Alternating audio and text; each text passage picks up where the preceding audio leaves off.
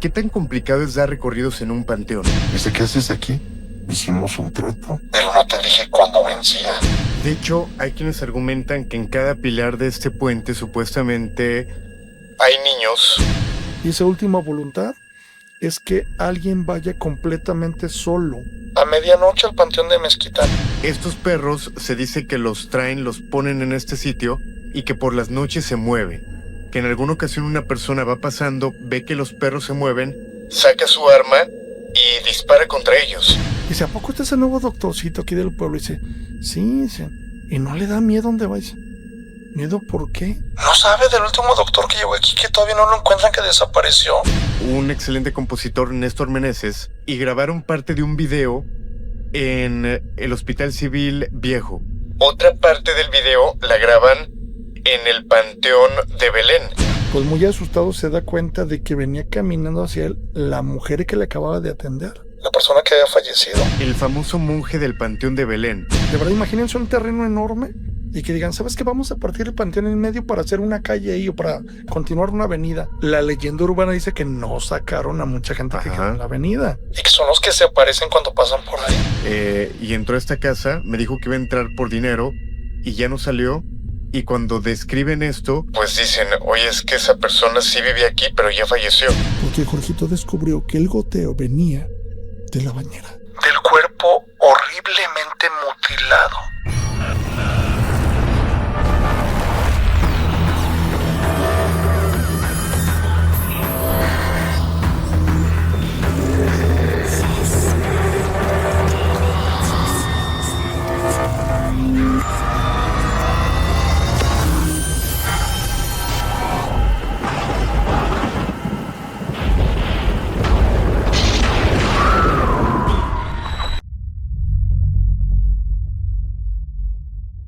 Entonces el diablo se sintió burlado y decidió castigar para siempre a esta comunidad de Jalisco, que hoy se conoce como el Puente del Diablo en Puente Grande, Jalisco.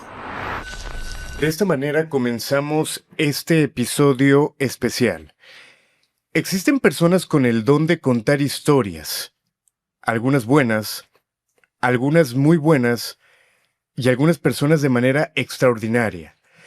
El invitado que tenemos hoy, tendré que decir, está en esta última categoría. Una persona que hace ya años tuve la oportunidad de conocer en El Grito de la Llorona, donde nos contó algunas historias que al día de hoy, créanme que nos siguen marcando y que hoy está con nosotros. George Leyendas, qué placer saludarte. Laín, encantado de estar aquí y muchas gracias por la invitación. No es mentira decirte que eres de las mejores voces, de las mejores personas que he conocido para platicar leyendas. Las haces de una manera extraordinaria y sobre todo lo más importante, la gente siente miedo al momento de escucharte. Bueno, eso sí ocuparía preguntarles, pero te agradezco el comentario. Simplemente me gustan mucho, las vivo y trato de transmitirlas. George, para comenzar, cuéntame acerca de tus redes sociales. En Facebook estás muy fuerte. Me ha tocado ver las transmisiones que haces. Mucha gente se conecta para escucharte contando esa historia, esa leyenda.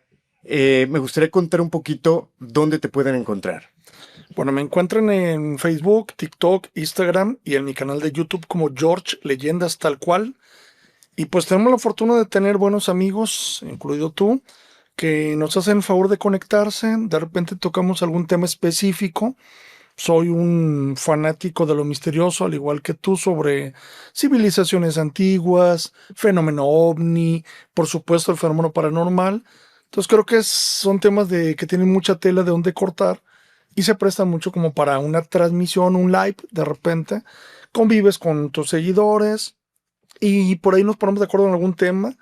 El domingo, lunes, no tengo como un día muy específico y platicamos, cortamos tela de eso. Ok, entonces invitar a la gente que te siga. Pues muchas gracias, ojalá que me puedan apoyar. Ahí estamos en esas plataformas.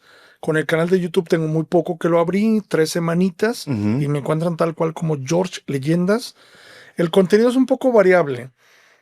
Van a encontrar lo mismo, alguna exploración urbex con corte paranormal, a lo mejor otra un poquito más histórica, más cultural. Espero que sea de su agrado. No es mentira, desde que comenzamos el canal Más en Forma, eres de las personas que decíamos, tiene que estar aquí contando esas historias. Historias que yo recuerdo como No solo los perros lamen, que cuando salimos de ese programa me daba miedo llegar a mi casa, como esa muñeca que compran en una tienda antigua y cobra vida. Hay muchas historias que podemos platicar contigo, pero antes me gustaría preguntarte quién eres. Bueno, mi nombre es Jorge Rodríguez, Jorge Adrián Rodríguez Martínez. Nazco aquí en Guadalajara, soy tapatío 100% orgullosamente. Y pues digamos que eso me defino como una persona que desde niño era muy inquieto con este tipo de relatos. Ujú. Fíjate que al igual que tú, todos hemos tenido a alguien a quien escuchamos contar algo. Pero yo recuerdo que, por ejemplo, alguien contaba algo de la Llorona en un rancho, en un pueblo. Mi familia es de pueblo, yo soy de aquí. Y yo no me quedaba tranquilo, conforme nada más con escucharla. Yo quería investigar por qué se escuchaba, quién había sido esa mujer, en dónde se aparece, si había testigos de eso. Era el típico niño cuando se usaban las cámaras todavía de rollo, que a veces los primos andaban jugando por allá, yo andaba con mi cámara fotografiando. Cuando estaban las primeras cámaras que eran de aficionado, pues me compré una y andaba grabando. Soy una persona que me apasiona mucho las leyendas. Soy un coleccionista de historias, por decirlo así, y trato de narrarlas lo mejor que se pueda. Ok, esto comienza desde niño, como bien lo comentas, por alguna experiencia o simplemente las historias que escuchabas. ¿Te tocó vivir algo de pequeño o te ha tocado vivir algo últimamente? Yo diría que más bien últimamente, de pequeño más bien era como el gusanito, pero ya como que es algo innato, ¿eh? Porque yo recuerdo que estaba en la primaria, ya llovió de eso, Ujú. y había una revista española, que ahorita dudo que exista, porque de hecho se llamaba Duda, Ok. y fue la primera publicación en mi vida que vi que era muy, ahorita dirían que sería amarillista, sensacionalista, porque si era de la que tenía la típica portada con un ovni sobre las pirámides de Egipto y ellos ayudaron a construirlas. Era como que planteaban muchas hipótesis de astroarqueología. Y eso a mí desde chico me llamó mucho la atención. Yo me acuerdo que a veces no me gastaba todo el dinero aunque era no mucho lo que me daban, ahorraba para poder comprar esa revista. Entonces ya como que desde pequeño me gustaba, pero no tanto porque tenía una experiencia personal. Yo creo que más bien fue el hecho de ir descubriendo ciertos temas que a mí me fueron apasionando. Ahora, tengo entendido que a la fecha de hoy, y esto porque recuerdo que así era cuando te conocí, tú dabas recorridos en el Panteón de Belén. Yo creo, y no me da miedo decirlo, el panteón más importante de Guadalajara y creo que llega a ser hasta de América Latina. Hay muchas historias, me imagino muchas vivencias. ¿Qué tan complicado es dar recorridos en un panteón? Pues fíjate que tiene sus puntos álgidos, ¿eh? A mí en lo particular me apasiona mucho, obviamente. Bien lo dices. Quizá no tanto que sea el panteón más famoso de América, pero sí me atrevo a decir que del occidente del país y entre el top 10 de México fácilmente, Ujú. porque hay panteones fascinantes en este país, ya conoces varios, pero sí es, digamos que una experiencia única, porque tú que conoces ese lugar, me da la razón que combina historia, Ujú. arquitectura, personajes y leyendas, todo en uno. Entonces es una amalgama increíble para toda aquella persona que lo visita, porque te seré honesto que la mayoría piensa que van a una experiencia de terror, una especie como de mansión del terror. Cuando la gente va descubriendo poco a poco la historia que tiene lugar, los personajes que fueron sepultados o que están sepultados, la historia que guarda el recinto y las leyendas que algunas pasan de ser desde muy tiernas hasta muy misteriosas y con ciertos tintes de a lo mejor de inquietud o ser inquietantes. Todo eso hace que el recorrido en lo particular a mí sí me costó mucho cuando empecé a enseñarme. Yo creo que me costó unos 6 meses más o menos enseñarme bien, Ujú. porque yo no quería ser una persona improvisada. Yo quería que me diera una oportunidad cuando yo me sintiera capaz de dar un recorrido en forma y sí se requiere algo de capacitación. Actualmente, obviamente, pues ya me siento como pez en el agua, pero al principio sí fue bastante complicado para mí. Ok, siempre doy referencia a esto. La parte paranormal y un creador paranormal siempre tendría que tener a un historiador de su mano. Tú eres una persona que se clava en la historia y hace rato dabas un punto importante desde que eras pequeño. Ok, la leyenda de La Llorona, pero ¿qué hay más allá? Hoy en día ¿te has clavado en leyendas, en historias que conozcas, en decir, ok, pero tiene que tener algún archivo histórico, tiene que tener algún expediente?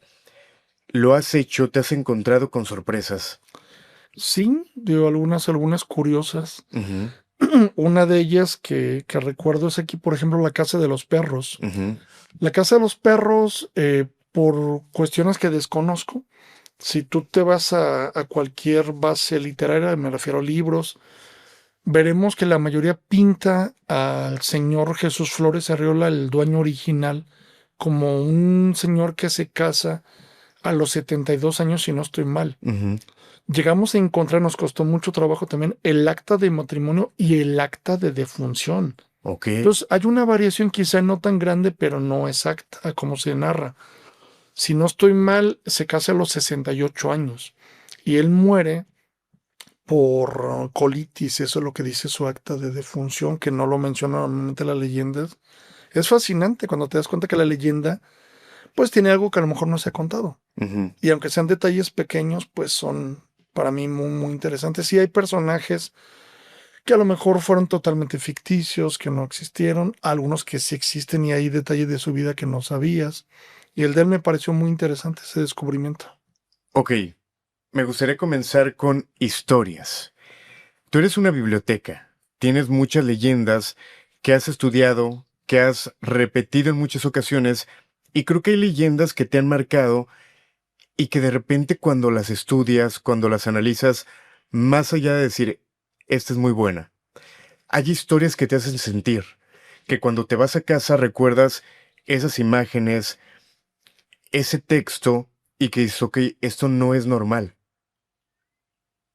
¿Cuáles serían este top, por así llamarlo, de esas historias que te han marcado como lo más impactante que te ha tocado analizar? Si tuviera un top 3, yo creo que definitivamente estaría la leyenda del Puente del Diablo, Ujú, aquí te voy a decir Guadalajara, pero realmente pertenece a Tonalá. ujú, Una leyenda de Zacatecas, que se conoce una puesta en el Panteón del Refugio, ese es el nombre con el que se le denomina. Y yo creo que de Nachito, me quedo sobre todo con la de Nachito, del Panteón de Belén, y que es una historia que para mí sería como una buena película. Una buena película en ocasiones puede tener maravillosos actores, pero un guión que no es muy bueno, o un director de cámaras que no ayuda mucho. ujú. Creo que se tiene todo lo que tiene que reunir una buena historia, un buen personaje, un guión espectacular y un final impactante. Entonces, pudiera ser a lo mejor como mi top 3. Ya siendo exigente, a lo mejor me extendería a un top 5 con otras historias, pero esas serían como mis favoritas. Ok, ¿podrías contarnos alguna de ellas? Claro, con mucho gusto. El Puente del Diablo se encuentra muy cerca de la penitenciaría de Puente Grande, de hecho en el poblado del mismo nombre. Y los que conocemos ese lugar y que actualmente lo pueden verificar por redes sociales, o por aplicaciones como Google, pueden darse cuenta que es un puente muy angosto, Ujú, donde solamente cabe un automóvil o una fila de automóviles.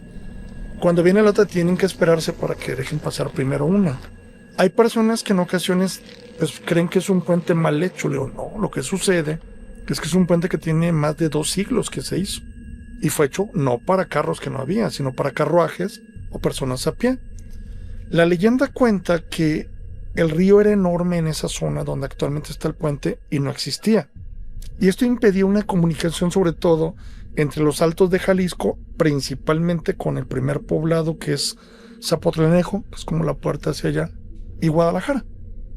La leyenda cuenta que contratan a un alarife. ¿Qué era un alarife? Un albañil con grandes conocimientos arquitectónicos. El hombre gozaba de un gran prestigio, contratan con él o hacen una cita con él, le proponen hacer un puente en un año y darle la mitad de anticipo y la otra mitad cuando termine el trabajo. ujú. El hombre acepta. Sin embargo, pues dicen que aquellas personas que en ocasiones les va bien, aunque no le hagan daño a nadie, crean cierta envidia. El hombre tenía también su séquito de haters, como diríamos ahorita. Ujú.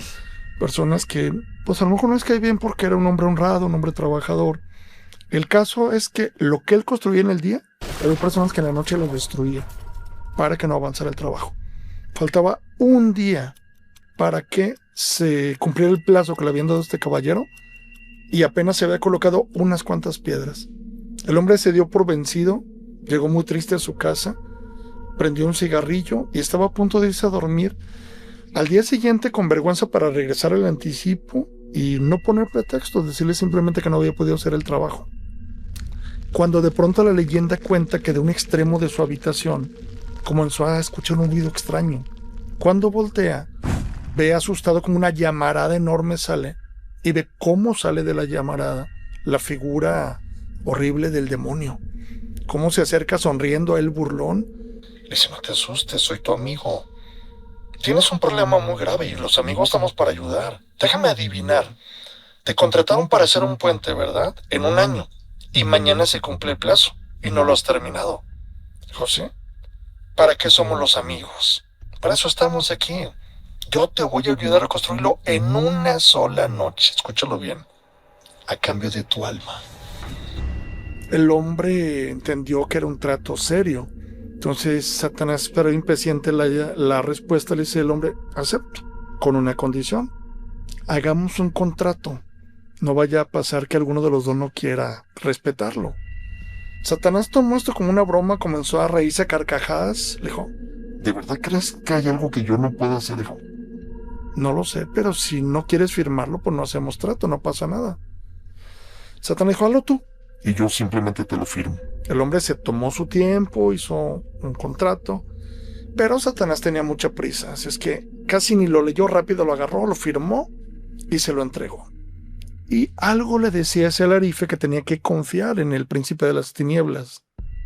Se fue a dormir plácidamente, mientras que el demonio salió de la casa de él, se dirigió a las márgenes del río donde tenía que construirse el puente, hizo una invocación y del subsuelo del inframundo comenzaron a salir legiones de demonios que se pusieron a sus órdenes. Con solo un chasquido de sus dedos comenzaron a picar piedra, a cortarla, a irla pegando. Faltaba 1 minuto para que el gallo cantara anunciando un nuevo día y el diablo ya no alcanzó a poner la última piedra. Pues dicen que le falta una piedra al puente del diablo. Pero pues una pecata minuta, un detalle pequeño como para ser exigentes. Más tarde llegaron las personas que lo contrataron y las personas que lo habían boicoteado para burlarse. Se quedaron con la boca abierta al ver un puente de mampostería que unía de orilla a orilla el río. De orilla a orilla el río. No sabían cómo lo había logrado. Estaban estupefactos. Las personas que lo contrataron quedaron muy contentas. Le pagaron lo convenido y el hombre muy feliz se fue a su casa. Pero resulta que esa misma noche nuevamente se le aparece el demonio. Le dice, ¿qué haces aquí? Hicimos un trato, pero no te dije cuándo vencía. Y me place llevarme tu alma hoy mismo. Aquel hombre muy tranquilo fue, encendió un cigarrillo y le dijo, no creo que vengas por mi alma porque no cumpliste con tu parte. El diablo comenzó a carcajearse. Dijo, es una broma, ¿verdad? Dijo, no es ninguna broma. Tú mismo firmaste el contrato, aquí lo tienes si quieres revisarlo. Y hasta entonces, el demonio se dio cuenta que a mero abajo, cosa extraña en los contratos, ven unas letras muy chiquitas, que tuvo que ver con una lupa, donde claramente decía una cláusula. Para que el contrato sea válido, el puente tiene que llevar en medio una capilla dedicada a San Miguel Arcángel. Pues aunque lo hubiera leído, jamás lo hubiera hecho. Gracias a esa cláusula, aquel alarife conservó su alma, su prestigio, su dinero.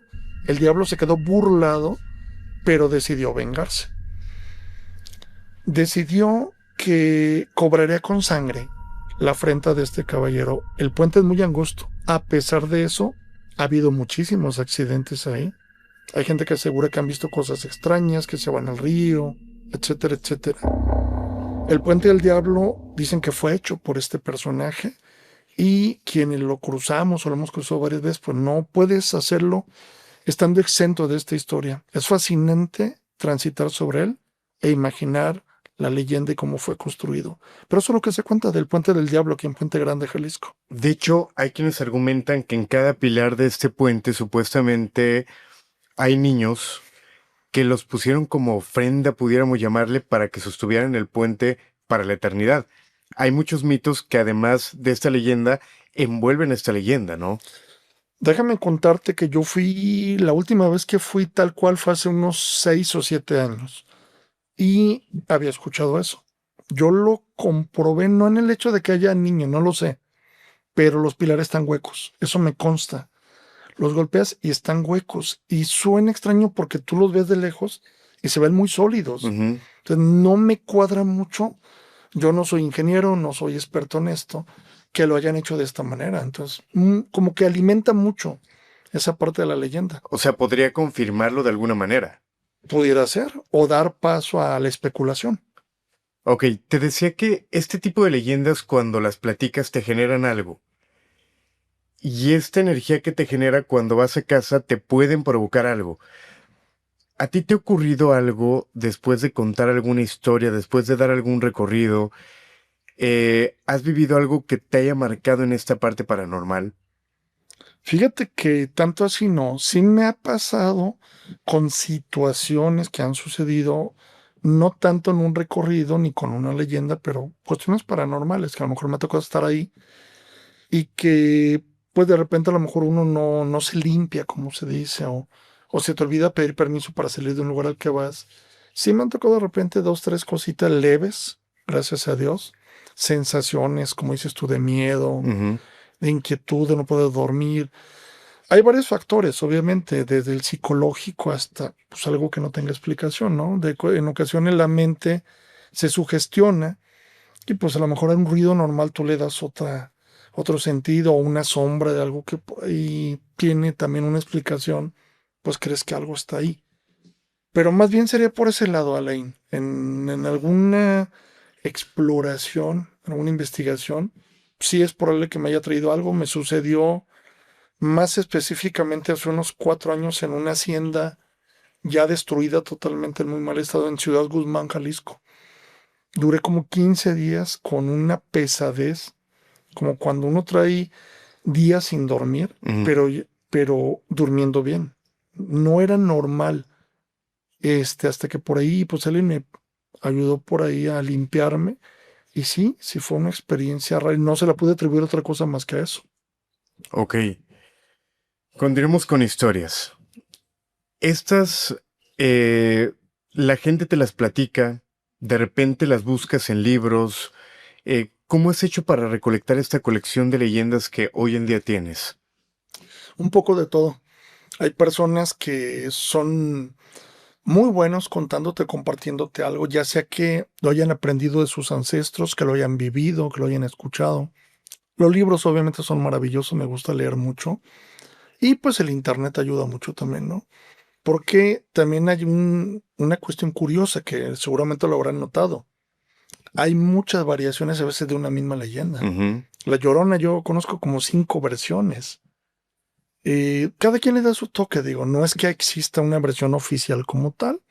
Yo pienso que hay algo de lo que todos tomamos un poquito, a lo mejor le damos nuestro propio toque, pero sí hay varias versiones y yo creo que las tres cosas ayudan mucho para que vayamos coleccionando esas historias. En ese sentido, ¿te ha tocado que tú estudias una historia, la analizas y de repente ves con alguien o algún creador que cuenta la historia y es algo totalmente diferente? Te lo digo porque, por ejemplo, la leyenda de El Puente del Diablo, hace muy poco yo la conté, pero no la conté como tú la contaste, no con los detalles. Y obviamente imagino que te pasa, es que esa leyenda no es así como le están contando. De hecho, la mía hablaba, pero de un puente dental. Nada, no es cierto. ¿Sí te ha tocado que veas creadores o personas que cuenten algo totalmente diferente, Mm, quizá por meterle más? sí, o que se salen mucho del alma de la historia, sí, por supuesto. Un caso que de hecho con ese crecí, yo te lo tengo que confesar. De aquí de Guadalajara, la primera leyenda que yo en mi vida llegué a escuchar fue La Casa de los Perros. Ujú. Y crecí traumado, porque la primera persona que me lo contó me decía que el dueño tenía unos perros que se lo habían tragado a él, que lo habían acabado con el dueño. Entonces yo crecí pues prácticamente con algo sanguinario cuando nada que ver. Ajá. Sorry, crecí con eso hasta que escuché, digamos que la versión que más me gusta y que es la que yo cuento y que le repito, no quiere decir que sea la versión oficial, pero sí la que me gusta a mí contar, por los elementos que tiene y pues dije, no, nada que ver con lo que me habían contado a mí, pero sí, como buenos mexicanos, cada quien le pone su ración, su Exacto. parte y pues dicen que ya sabes qué cosa que aquel que no le aumente, ¿verdad? Exacto. Ok, esta casa de los perros, vamos a poner unas fotografías. Se puede ver que en la fachada hay tal cual 2 perros de cada lado. Estos perros se dice que los traen, los ponen en este sitio y que por las noches se mueven. Que en alguna ocasión una persona va pasando, ve que los perros se mueven, saca su arma y dispara contra ellos. Y realmente tienen heridas, pudiéramos llamarle, o algunas lesiones de que alguien realmente le disparó. Esto lo platico yo a modo de teaser, de entrada. Pero ¿cuál es la realidad de la casa de los perros? Mira, es una casona que envuelve historia y leyenda. ¿Por qué historia? Porque actualmente es museo de artes gráficas y periodismo. En esa casona se instaló la primera imprenta que hubo en Guadalajara. La primera imprenta que tenía un periódico con ideas contra la corona española. Un periódico incendiario llamado El Despertador Americano y promovido por Miguel Hidalgo y Costilla. Ella tiene una historia la casa en sí.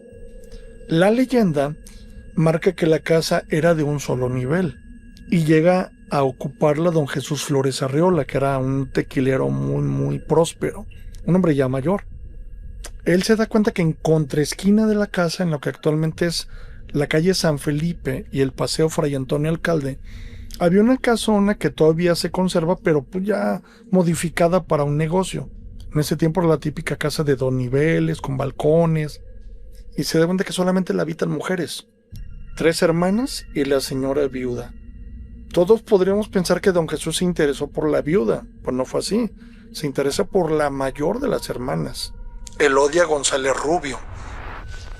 El hombre pues decide ir al grano. En lugar de cortejarla, decide ofrecer su fortuna, como se usaba mucho en ese tiempo, y la mujer lo rechaza.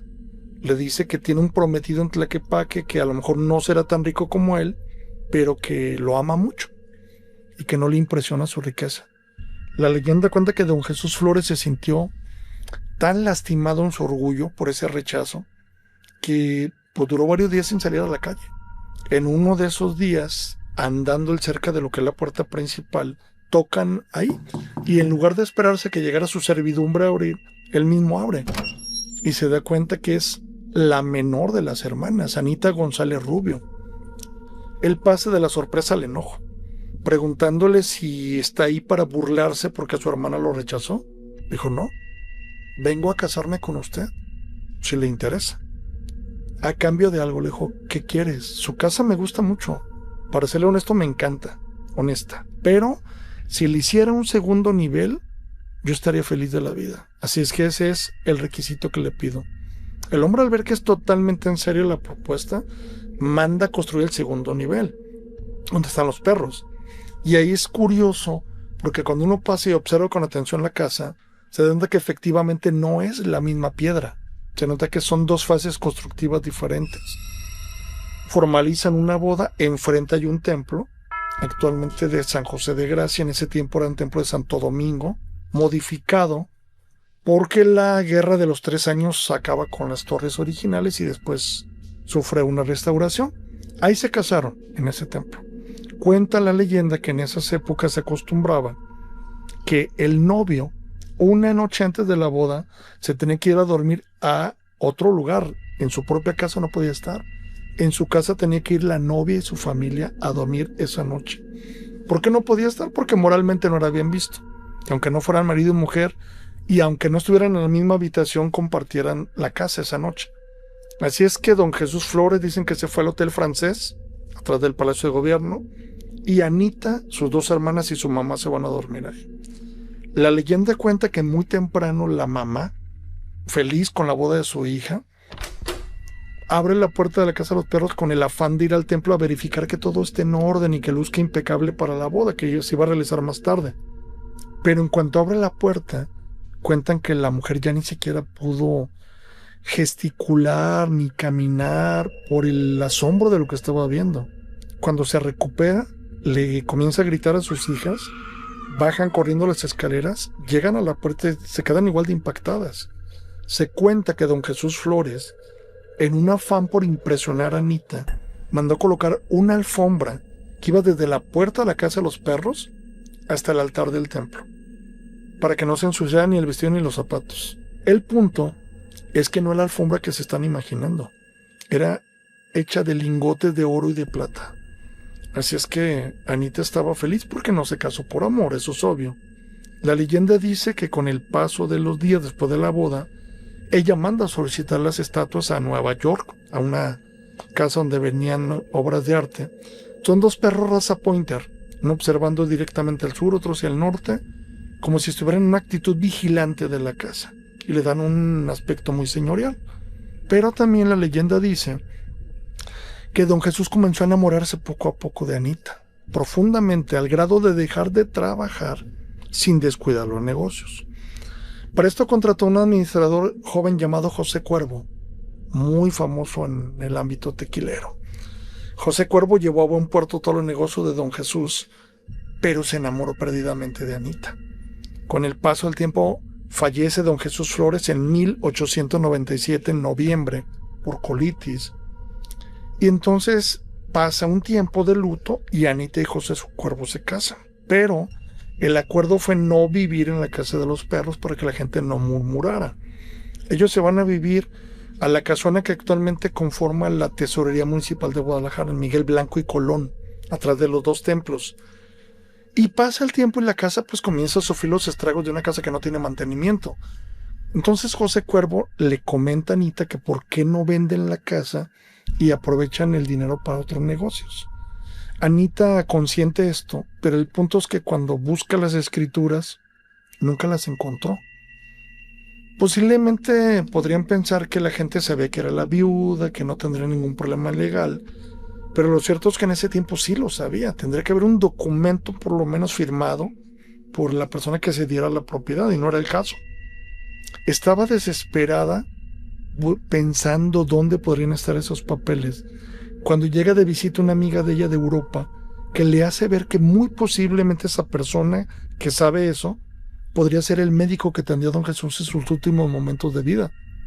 Con esa esperanza va con el doctor, lo interroga y se da cuenta que el doctor pues sí se queda como impávido. Ella notó que algo sabía el señor y le hace la pregunta a bocajarro, y dice: ¿usted sabe algo sobre las escrituras de la casa de los perros? Cuando vio que él tomaba aire para hablar, entendió que sí sabía algo. Dijo: sí, solo que yo estoy casi seguro que su difunto marido ya no coordinaba bien sus ideas en sus últimos momentos de vida. ¿Por qué dice eso, doctor? Porque lo que me dijo no tiene ningún sentido. Es más, para ser honesto, me da escalofrío recordarlo. Pues, ¿qué le dijo?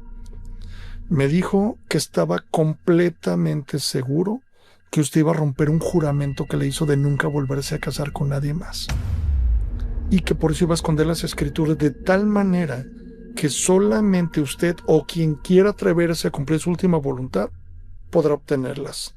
Y esa última voluntad es que alguien vaya completamente solo a medianoche al panteón de Mezquitán, donde está su sepulcro. Ingresar a él le va a esperar una mesa, un candelabro, un Cristo y 2 sillas.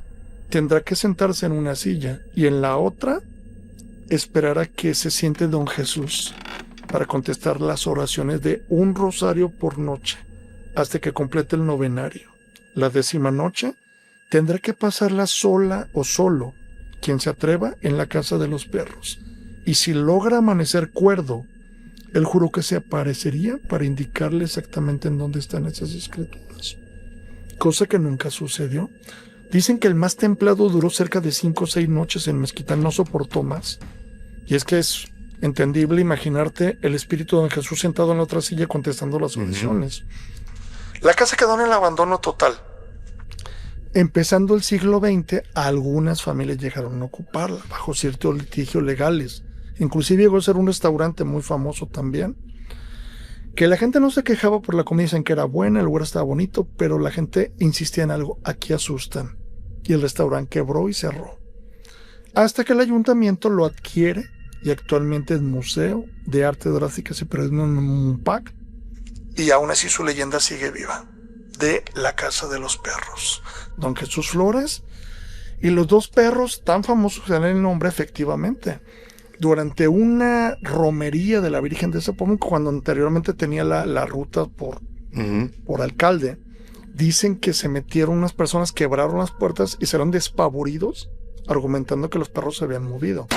Tienen impactos de señal de que alguien les ha disparado. El motivo se desconoce, pero muchos dicen que es porque se mueven y pues les han tirado para comprobar si son reales o no. El caso es que la leyenda finaliza diciendo que cuando la casa quedó abandonada, si algún intruso se atrevía a ingresar a ella, los perros cobraban vida de una forma demoníaca, impidiendo el ingreso ahí, a no ser que fuera el de su espíritu de su amo, don Jesús Flores Arriola. Ok, esta es la leyenda. Pero has entrado tú a este lugar. ¿Sí? ¿Qué es lo que sientes? ¿Qué es lo que has sentido? ¿Realmente hay alguna vibra? En algunas zonas sí. A la entrada no. La verdad, en la entrada tiene lo que era un patio, se nota de las típicas casonas que tienen una fuente en medio. La entrada está muy tranquila, pero ya la parte de arriba, el segundo piso, eso sí tiene zonas que se siente una vibra media fuerte y sé de varios elementos de seguridad de la policía que no aguantan mucho estar ahí o no les agrada mucho estar ahí de guardia de noche. De hecho, yo cuando tuve la oportunidad de hacer investigación en este lugar, justo hay una parte en la segunda planta que es como un pasillo largo, donde están los ventanales. Fue la única zona donde yo te pudiera decir que se sentía algo extraño. Pero sí se siente algo raro, solamente en esa zona. No sé si sea un poco la misma que tú platicas. Sí, sí, sí, sí. Esa zona que dices tú, que da las ventanas que dan hacia la calle, que fue el segundo nivel que se le construyó, se utilizó principalmente para las tertulias, los bailes con la orquesta en vivo.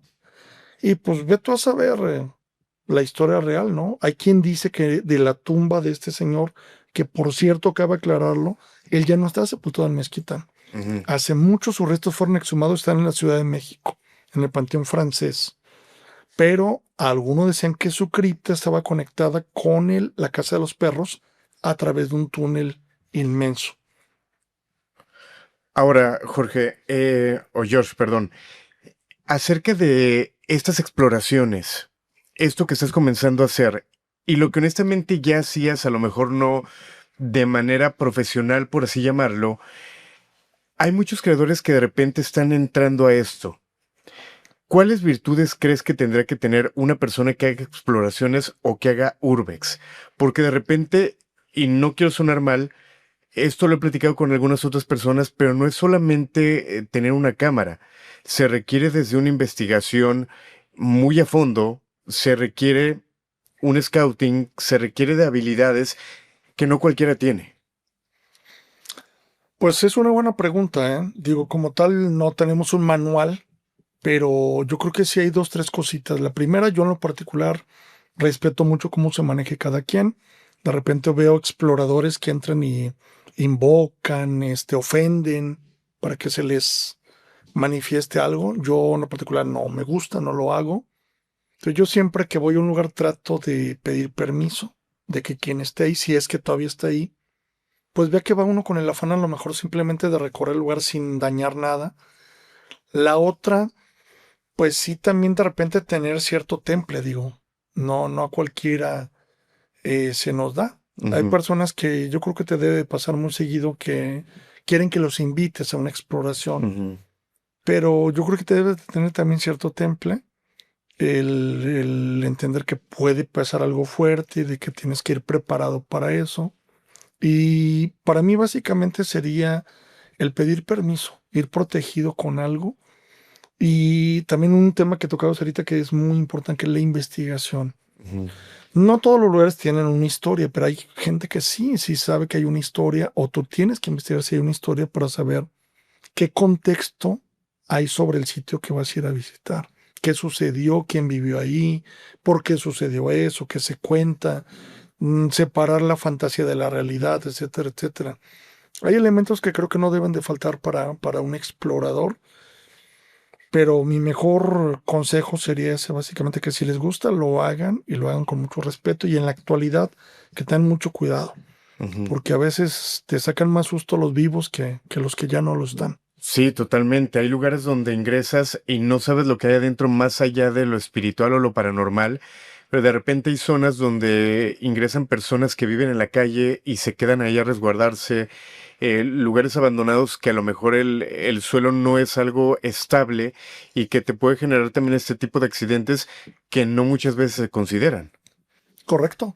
Sí, factores, eh, pues no puedo llamarles externos, pero que a veces no tienes contemplados. Y digo, me ha llegado a pasar varias veces de gente en situación de calle que pues no los iluminas, el momento que los iluminas y los ves que se levantaron o algo, ya te está dando un infarto, ¿no? Exacto. O un grito, o cualquier cosa, algún ruido que proviene de gente que está viva, por supuesto. Ok, ¿con qué historia seguimos? ¿Con qué leyenda? Buena pregunta, fíjate. Es que yo tengo mis favoritas, pero no sé qué tanto se pueda. Lo que tú me digas, tú ya sabes cuál de las que te comentaba. Es que estas me marcaron, pero hay algunas que constantemente las has dicho. No me gustaría como tocar los mismos temas. Lo que tú me digas, sé que la historia que traigas es buena. Fíjate que hay una que hace poquito descubrí en internet. La veo más como las famosas historias ahorita que sacan como Curepis, nada más para dar un poquito de miedo, pero se me hizo muy buena, la verdad. Y establece la historia en un pueblo donde llega un doctor nuevo al hospital donde están solicitando. Entonces un taxista lo va llevando, le va haciendo plática.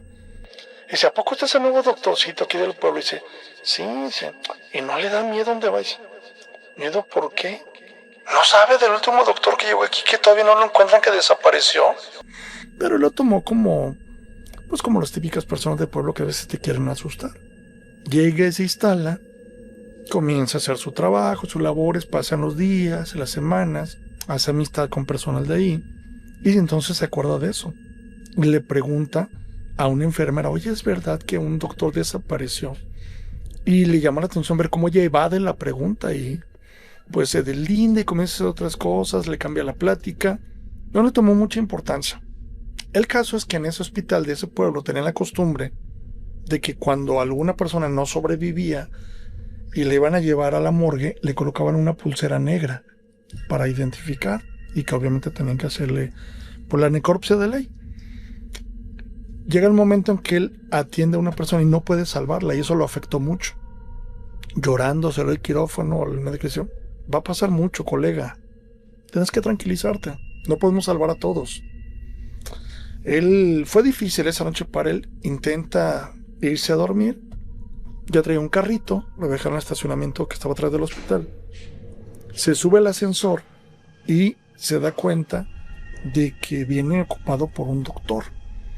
Pero por más que el saludó, notó que el doctor no le contestó. Bajan y cuando llega a la parte donde tiene que entrar para el estacionamiento, pues muy asustado se da cuenta de que venía caminando hacia él la mujer que le acababa de atender, la persona que había fallecido. Aterrado comienza a picar los botones para que cierre las puertas y en ese momento le dice al doctor que ve y dice, ¿qué le sucede? Dice, ¿cómo que qué me sucede? ¿Que acaso no vio a la mujer? Es la que acabo de atender, yo traía la pulsera negra que le acabamos de poner. Pues en ese momento se da cuenta cómo el médico se quita el cubrebocas, el rostro putrefacto, el gafet con el nombre del doctor que había desaparecido. Y le muestra su muñeca y le dice, ¿una muñeca como esta te refieres? De repente hay historias que son cortas a lo mejor, pero Ajá, el mensaje... no menos aterrador. No. Y como dices tú, Alain, o sea, no es lo mismo escucharla en el día que escucharla de noche. Ajá. Pero cuando ya tienes ganas de irte a dormir o algo. Hay historias creepypastas, como le llaman, que son muy buenas. George, ahorita que tocaste de hospitales, recuerdo que hace muchos años hubo un video aquí en el Hospital Civil Nuevo, si no me equivoco, donde unos enfermeros está grabando una enfermera y de repente atrás había un quirófano y se ve que por la ventana pasa alguien. ¿Este lo llegaste a ver? Sí, claro, se hizo viral. Más bien ellos están dentro de un quirófano Ujú. y como que habían terminado de operar, él está grabando a la muchacha y se ve atrás en los famosos puertas que tienen las ventanillas redondas, Ujú. cómo pasa alguien rápidamente. que a simple vista parecería que es un enfermero, pero a lo que dan a entender ellos es que no había nadie. Salen rápido, yo creo que en 3 segundos abren la puerta y se ve que llegan a una zona que no tiene ni puerta ni ventanas. Una especie como de bodega donde había camillas y comienzan a moverse sobre las camillas. Vamos a agregar este video para que la gente lo vea y que saque conclusiones. Los hospitales son, yo diría que de los lugares más energéticos que puede haber, quizás hasta más que un cementerio, ¿eh? ¿Por qué? Porque al cementerio llevas a descansar eternamente restos humanos, pero en un hospital se conjugan la vida y la muerte. Se conjuga la lucha de los doctores por preservar la vida de alguien. Imagínate el proceso de dolor a veces ahí, mientras llega ese momento trágico. Pero todo ese proceso, lo que no se vive, ¿eh? Aquí en el Hospital Civil de Guadalajara, en el Viejo, hablan de una monja que se aparece y que era la jefa de enfermera religiosa del Hospital Civil. Nombre y apellido de la mujer y el periodo en el que ella trabajó. Y es muchísima la gente que jura que la ha visto cara a cara. De hecho, fíjate, hay una persona, no sé si lo conozcas, que es un excelente compositor, Néstor Meneses.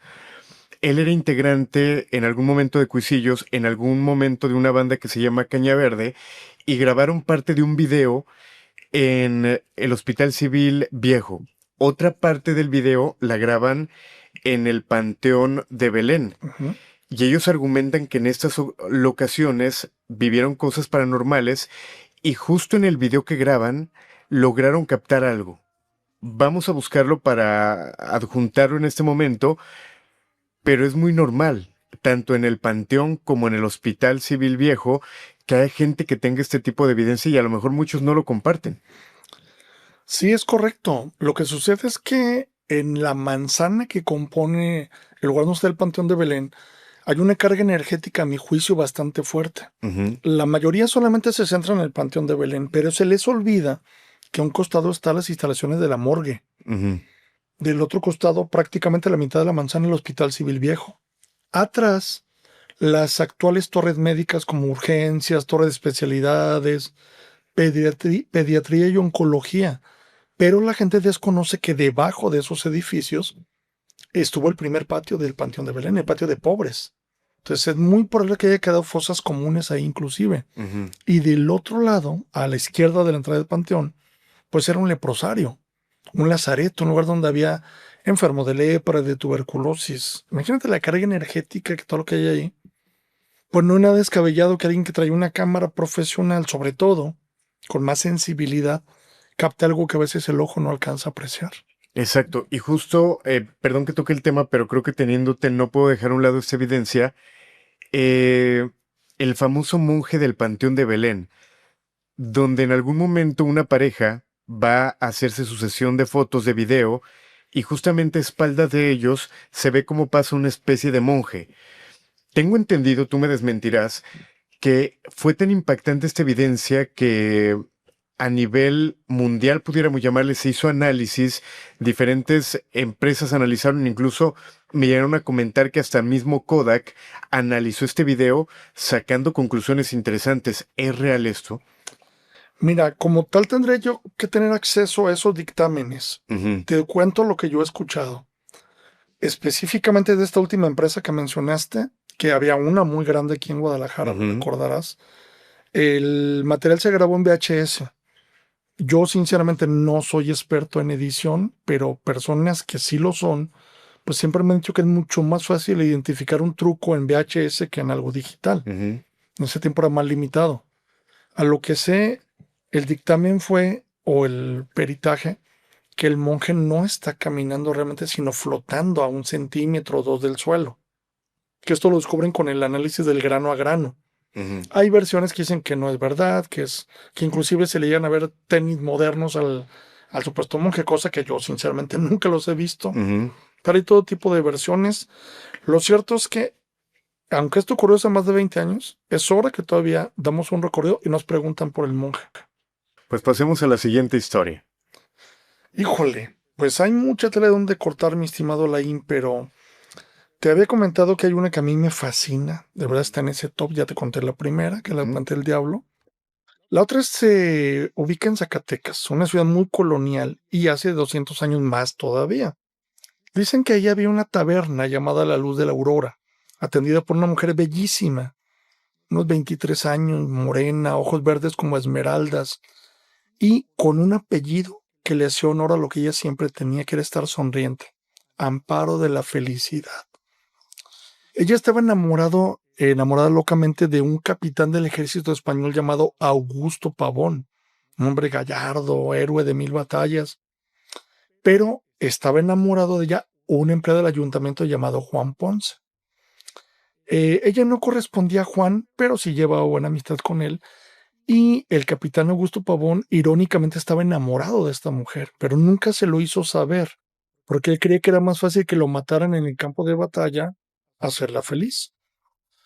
Para Amparo era realmente un remanso de paz cada fin de semana, porque tenía su local lleno, le iba muy bien económicamente, tenía al capitán frente a ella bebiendo, a Juan, y entre ambos personajes curiosos, porque eran muy diferentes, surgió una gran amistad, muy profunda, hasta que un día sucedió algo que rompió esa amistad.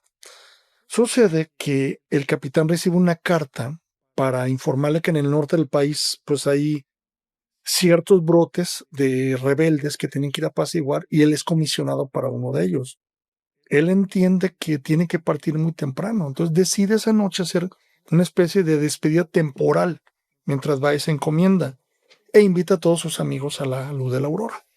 Cuenta la leyenda que esa noche pues brindaron mucho, corrió mucho el vino entre las mesas, al grado de que Juan Ponce se emborrachó terriblemente, estaba perdido ya. Hubo alguien que de repente solicitó o o insinuó que era bueno hacer un brindis en ese momento por el éxito del capitán Augusto Pavón. Juan, que ya estaba bastante ebrio, comenzó a ser impertinente al grado de ofender a su amigo. Dijo: a mí no me la pegas, A mí se me hace que todas esas medallitas que traes ahí se las robas a los muertitos que están tirados en el campo de batalla. Qué casualidad que siempre sales con bien, que nunca sales herido. Dicen que todos tenemos un límite. También el capitán le llegaron al límite. Volteó a ver a Juan a los ojos y le dijo: a nadie, Juan, a nadie. Ni siquiera a ti, que eres mi mejor amigo. Estoy dispuesto a soportarle este tipo de cosas. Tú y yo podemos apostar lo que quieras, que yo estoy dispuesto a cumplirlo para demostrarte mi hombría. En ese momento Juan comienza a abrirse paso entre la gente, quita Amparo del mostrador. Atrás de ella tiene un Cristo. Era una mujer muy religiosa. Quita el Cristo, lo arranca a la pared y se lo restrega al capitán en la cara. Si eres tan hombre como dices, júrame delante de esta imagen que el día que te mueras vas a venir de ultratumba por mí y vas a hacer una fiesta en el panteón donde estés enterrado y me vas a llevar como tu invitado de honor. El capitán, que era un hombre muy religioso, muy creyente, se hinca, estira la mano y toca con mucha devoción al Cristo y alza la voz para que todos los que estaban ahí lo escucharan. Dijo: por el 3 veces santo nombre de Cristo, juro ante mi amigo Juan Ponce y ante todos ustedes que si llego a fallecer antes que mi amigo Juan, voy a venir desde el más allá. Voy a organizar una fiesta especialmente para él en el cementerio donde esté sepultado. Y cuando estaban a punto de llegar a los golpes, quizá hubo alguien que hizo la pregunta más inteligente de la noche. ¿Y qué sucede si tú falleces primero, Juan?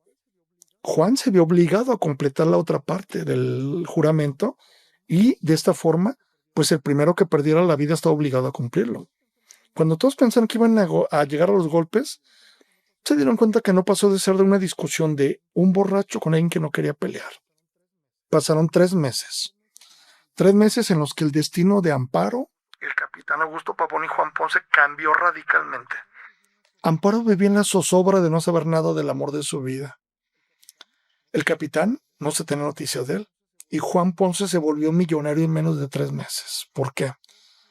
Porque liquidaron al recaudador de rentas que daban las minas de Zacatecas para la corona española. Era un trabajo peligroso, pero muy bien pagado. Él asumió ese cargo. Es que ganaba 50 veces más de lo que ganaba como empleado.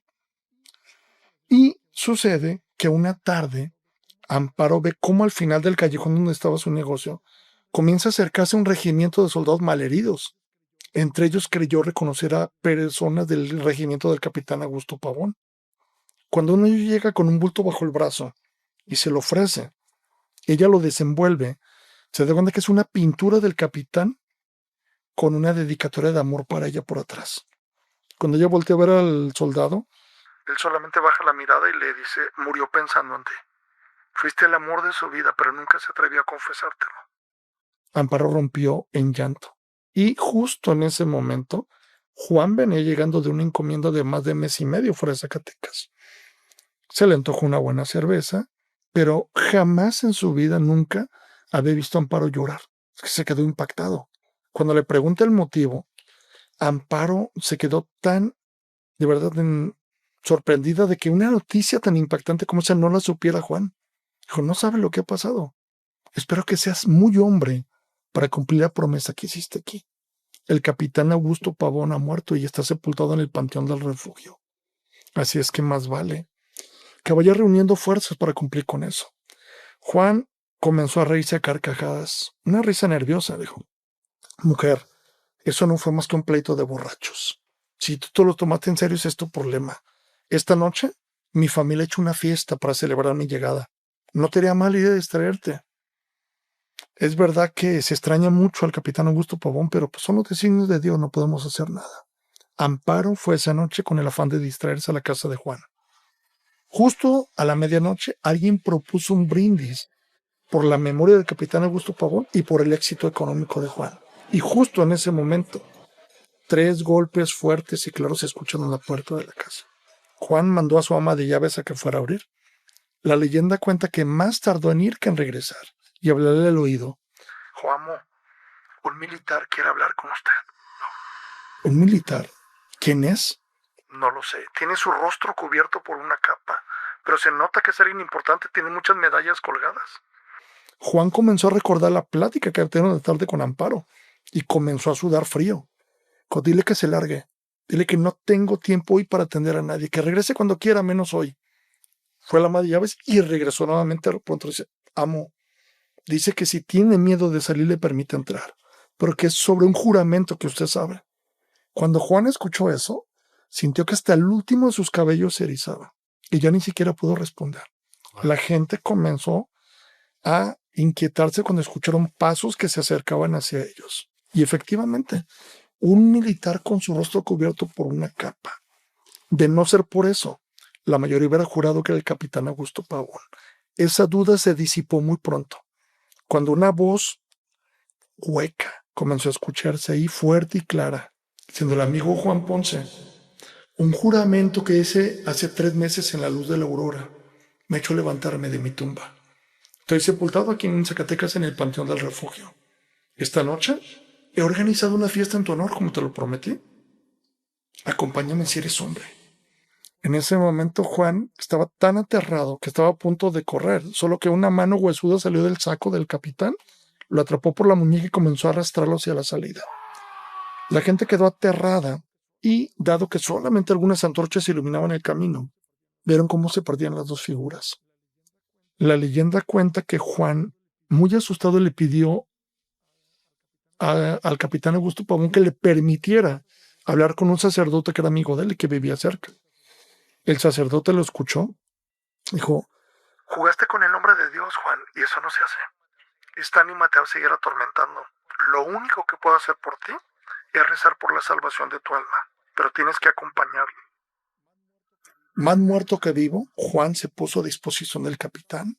Faltaban escasos 20 metros para llegar a la puerta del Panteón del Refugio. Un panteón a oscuras, por supuesto. No había luz.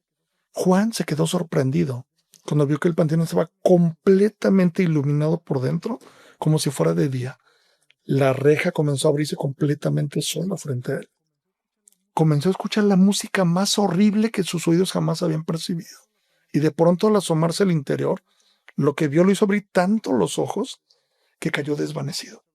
El sacerdote, que venía algunos metros atrás rezando por él, de pronto solamente se vio cegado por una luz que se desvaneció en la madrugada.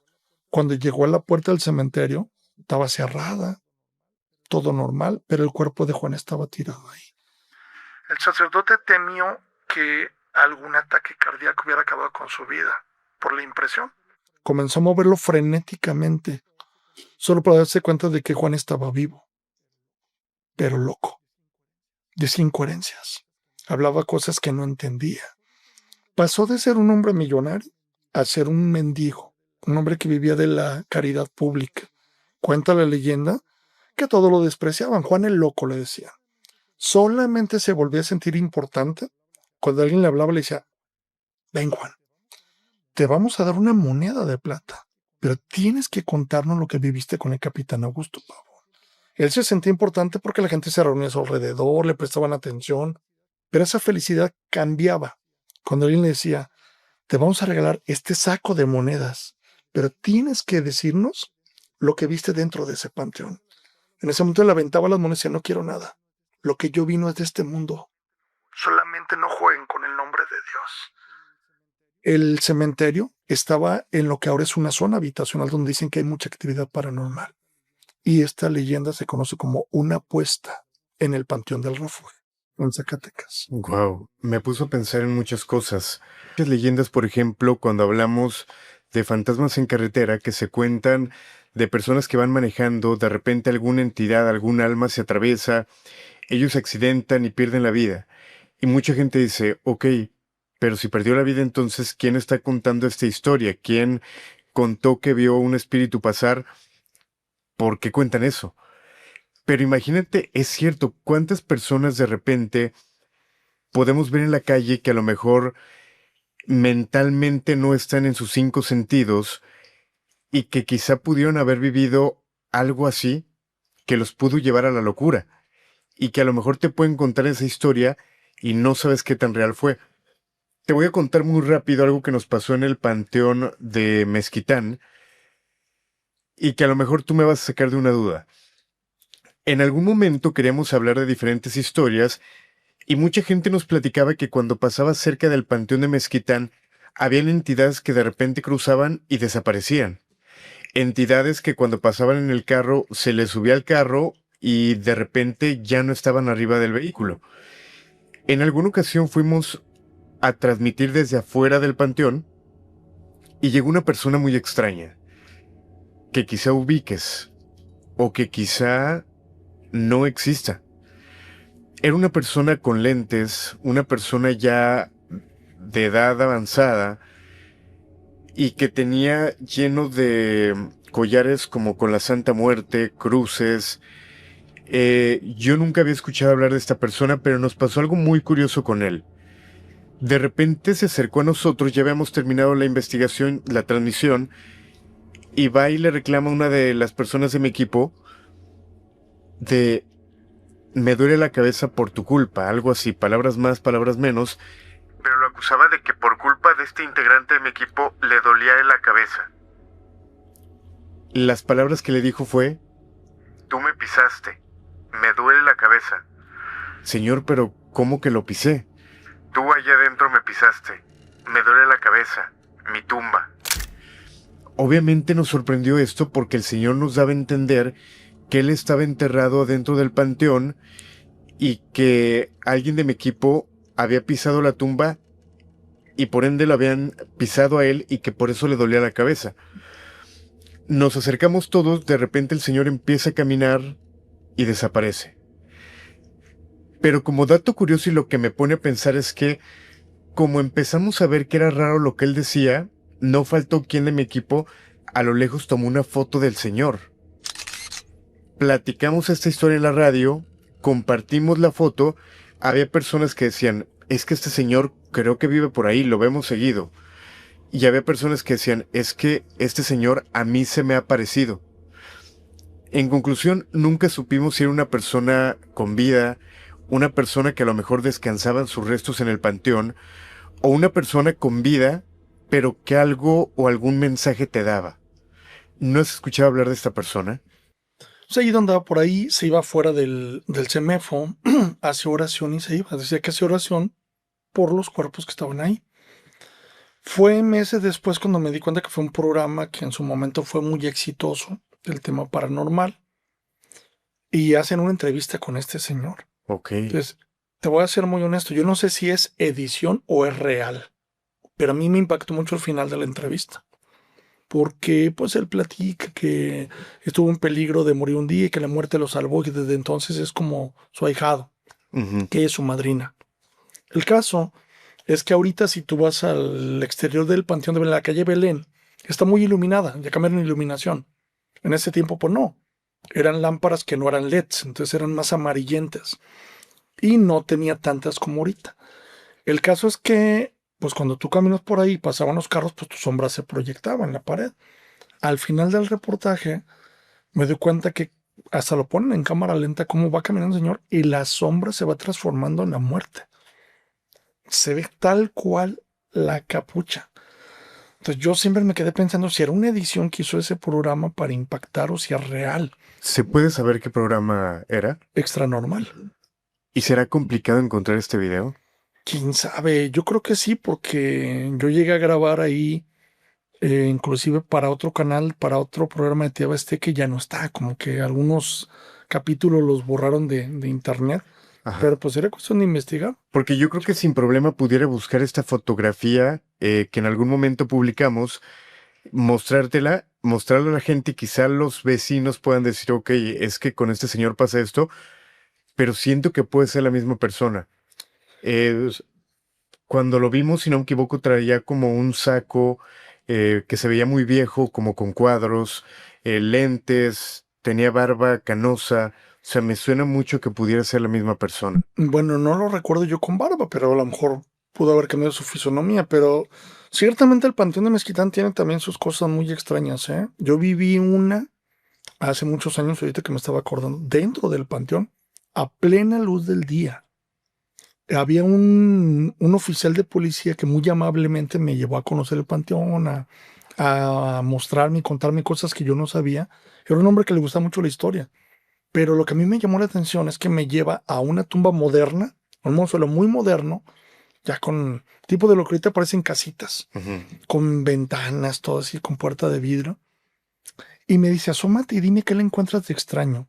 Entonces a mí lo que me llamó la atención es que había una araña de plástico grande, una calavera grande, o sea, como decoración de Halloween. Yo dije, pues eso es lo raro. Me dice, no, fíjate bien.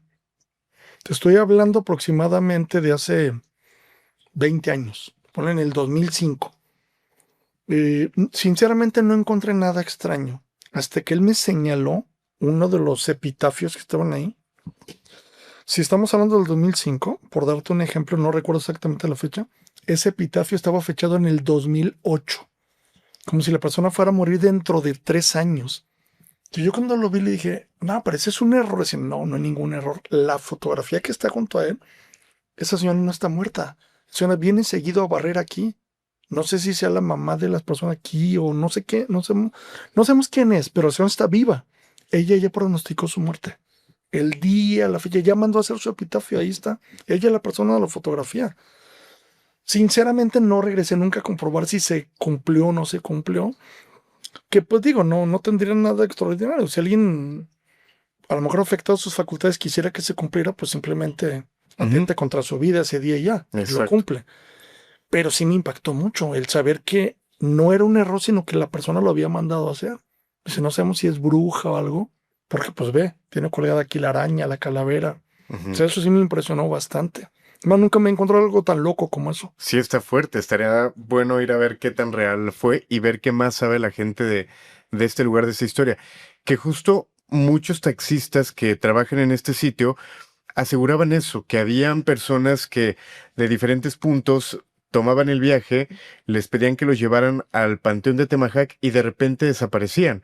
O personas que se subían en el Panteón de de Mezquitán, perdón, les pedían que los llevaran a algún punto, a alguna casa, entraban a la casa y ya no salía nadie. Cuando entraban a tocar para preguntar y para cobrar, oye, es que se acaba de bajar una mujer y entró a esta casa, me dijo que iba a entrar por dinero y ya no salió.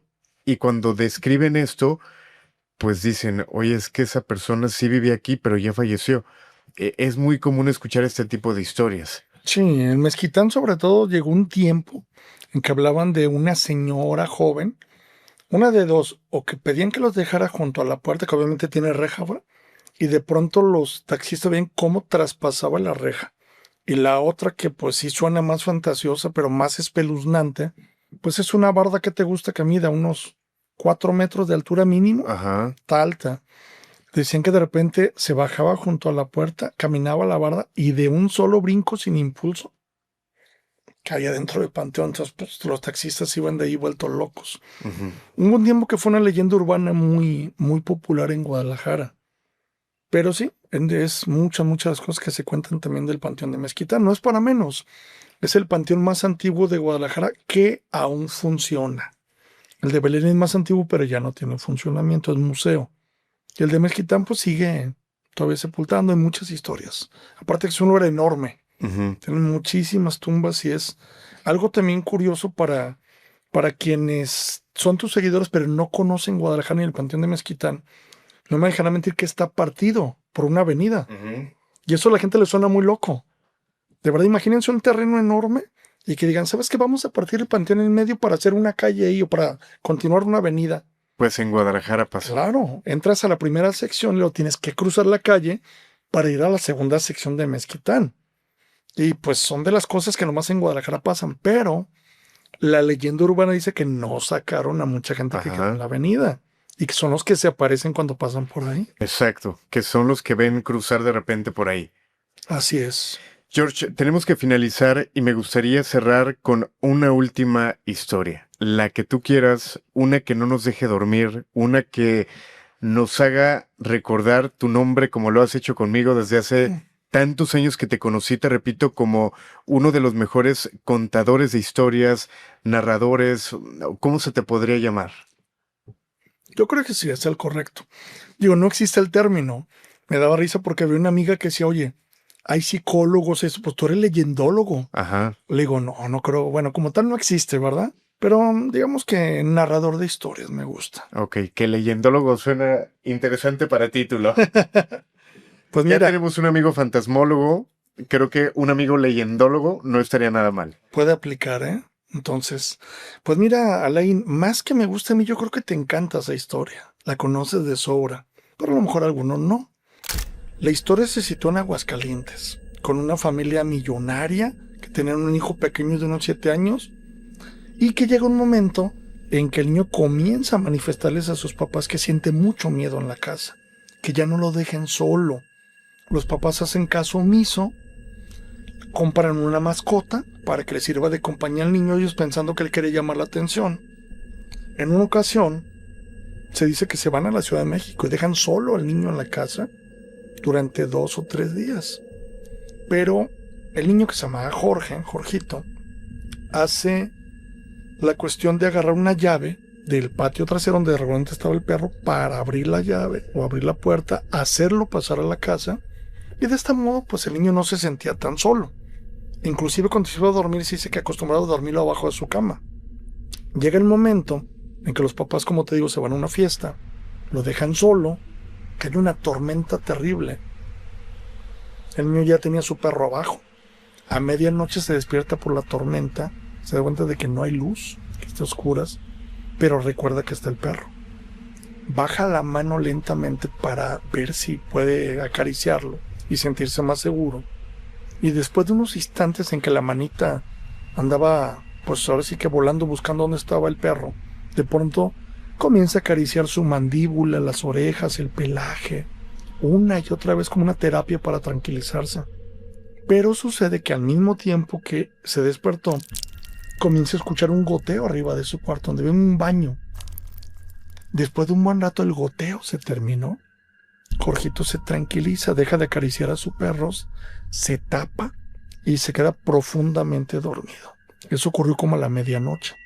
Cerca de la 1:30 de la madrugada, el goteo comienza a sonar otra vez y el ruido despierta al niño.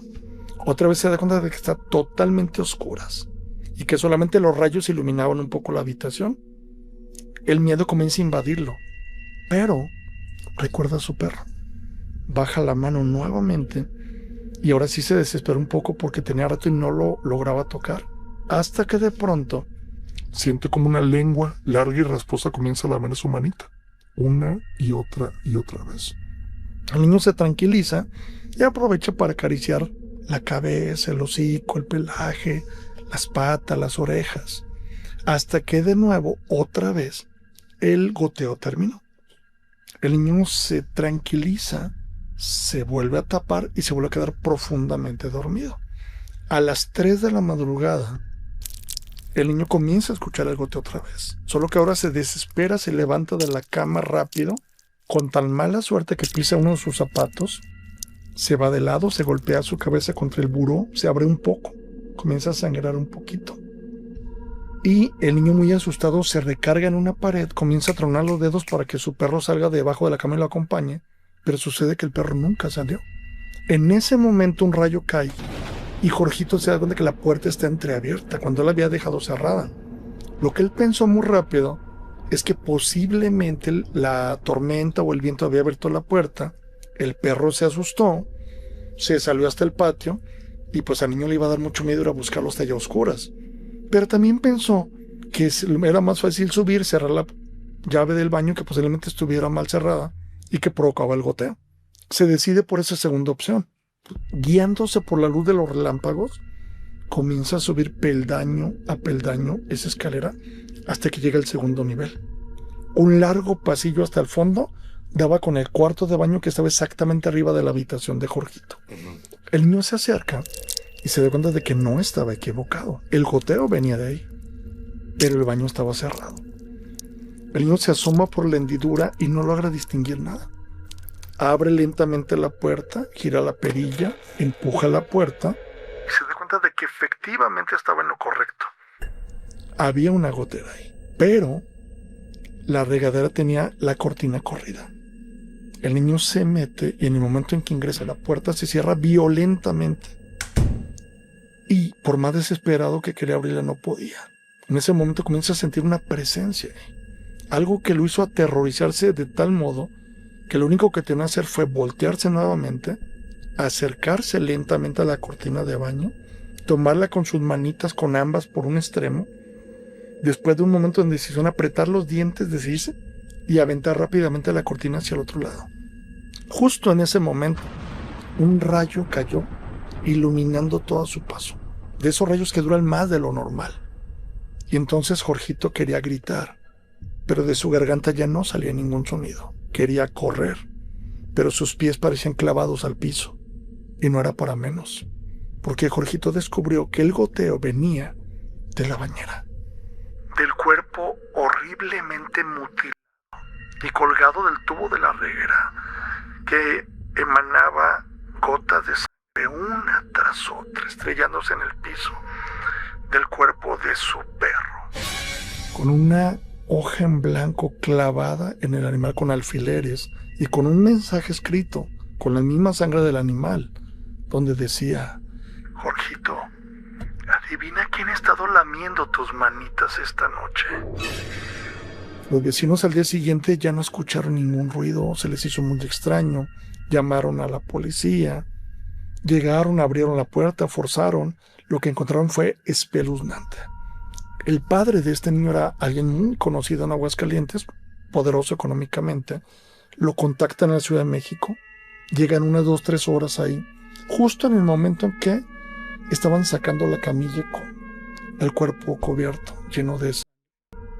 El padre avienta a las personas, levanta la sábana, lo que lo hace asustarse mucho. Pide hablar a solas rápidamente con el jefe de servicio médico forense y con el jefe de la policía. Dijo: dígame qué le pasó a mi hijo. Dijo: está muy claro, señor. Su perro lo atacó. Las heridas lo dicen todo. Y después huyó. Pero hubo algo en la versión del jefe de la policía que no lo convenció. Y le dijo: madre, le vale que me diga todo lo que sabe. Dijo: no puedo hacerlo. Entorpeceré la investigación. Estamos en proceso. Dijo: muy bien. Una sola llamada mía a las autoridades y usted está despedido de su cargo. Sin embargo, decidió hablar a solas con el jefe del servicio médico forense. Le dijo: ¿lo que dijo el jefe de la policía es verdad? Dijo: sí y no. Explíquese. Un animal mató a su hijo, eso no me queda ninguna duda. Las heridas en su cuerpo lo dicen. Pero hay algo que no le quise decir a él. No fue su perro. Hay algo que me asusta mucho. El ADN no corresponde a ninguna criatura que yo conozca, al menos con el análisis rápido que hicimos. Dice la leyenda que el padre de ese niño abandonó la casa. La vendió al poco tiempo. De entonces que esto ocurre hace unos 70 años a la fecha, varias familias la han ocupado. Unos viven unos meses, otros unos días nada más. quizá por esta historia tan bonita, tan tierna, tan conmovedora que a ti te gusta tanto, Alain, que se conoce como la mascota de Jorgito. Qué fuerte. La que ha causado tantas pesadillas. Así es. George, gracias por estas leyendas, estas historias. Invitar a la gente a que vaya a tu canal, a que vaya a tus redes sociales, por estas transmisiones, por esto que viene a través de YouTube, ¿cómo te pueden encontrar? Me encuentran como George Leyendas, obviamente nomás recordándoles que George pues se escribe en inglés. Tal cual tenemos poquitos videos ahorita, van a encontrar algunas exploraciones y aunque el contenido no es como tal, pues más adelante a lo mejor este tipo de leyendas las subo al canal. Espero que sean de su completo agrado. Seguramente que sí, y vamos a estar esperando a que la subas. Muchas gracias. Gracias por acompañarnos y ojalá que no sea la primera vez que estés en este podcast, que sean muchas las visitas para acá. Alain, pues no tengo más que agradecimiento para ti, que una persona que tengo mucho tiempo de conocer. ¿Cuántos años serán? Yo creo que fácilmente unos 15 amigos. Sí, ¿verdad? Aproximadamente. Y te sigues viendo igual. Como que encontraste la fuente de la eterna juventud. Ojalá. No puedo decir lo mismo de otros, ¿verdad? Ya nos vemos más viernes que jueves. Te agradezco mucho la invitación. Ojalá que se dé más adelante otra y un placer acompañarte. Yo sé que sí, y ahora desde Guadalajara te toca ir también a Ciudad de México. Sí, es una promesa que tengo contigo, así es que espero verte muy pronto allá en la Ciudad de los Palacios, a ver qué locaciones interesantes podemos tener, que hay muchísimas, ¿eh? Ajá. Agradecerte nuevamente de todo corazón. Éxito no te deseo porque ya lo tienes, suerte Gracias. no te deseo porque la suerte se tiene que buscar y tú la has buscado incesantemente, entonces sé que te va a ir muy bien en esta nueva etapa que tienes en redes sociales y me congratulo por eso. Yo estoy seguro que será lo mismo con este proyecto de George Leyendas. Un placer. Muchas gracias. Agradecerle a todo el equipo de este programa, a Alex que está en la edición, a Jorge Zabalza que está en los controles. Mi nombre es Alain Luri, descansen, si es que pueden. El grito de la Llorona.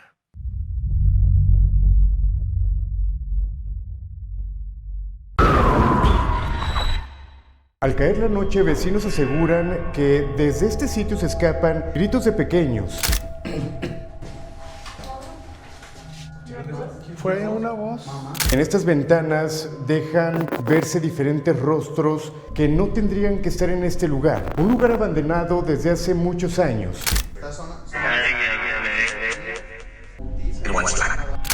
Hay que tener mucho cuidado con los pasillos porque hay de repente algunos muebles que físicamente también tenemos que tener cuidado, como esto.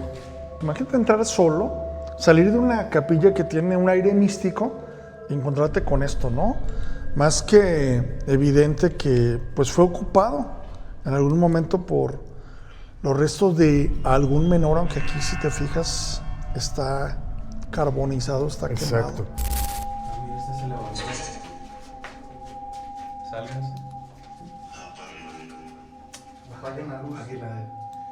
¿Apagamos la luz? Manifiéstate. ¿Dónde estás? En la esquina. Atrás de Alain, en la esquina. Sí, atrás. Sentí muy cabrón. Atrás de ti, apenas iba a decir. Sentí muy cabrón.